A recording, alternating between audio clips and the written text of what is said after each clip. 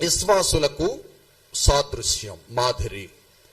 వచ్చి నువ్వు రాజుగా ఉండి మమ్మలను ఏలుమని అడుగుచున్నాయి చూడండి చెట్లు, అది లోక సంబంధీకులతో సాదృశ్యం. వాళ్ళు లోక సంబంధీకులు, వాళ్లకు సాదృశ్యం.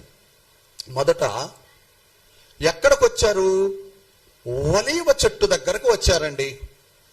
ఒలీవ చెట్టు దగ్గరకు వచ్చి, మా మీద రాజుగా ఉండుటకు నీకు అర్హత ఉంది, మేమందరం నేను రాజుని చేసుకుంటాం, మా మీద రాజువై పరిపాలన చేయమన్నారు.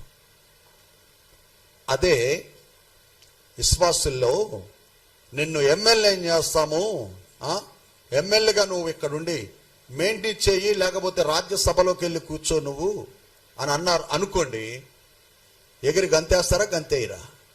లేకపోతే విశ్వాసులందరూ కలిసి ఒక సేవకుణ్ణి లేదా ఒక పరిచారకుణ్ణి ముఖ్యమంత్రిని చేయాలనుకుంటున్నాము, నువ్వు ముఖ్యమంత్రి అయిపో, నిన్ను అసెంబ్లీలో కూర్చోబెడతాము అంటే వాడు ఎగిరి గంతేయడా?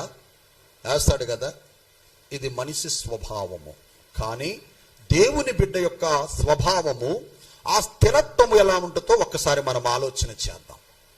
ఈ ఒలీవ చెట్టు ఒక మంచి విశ్వాసికి సాదృశ్యం.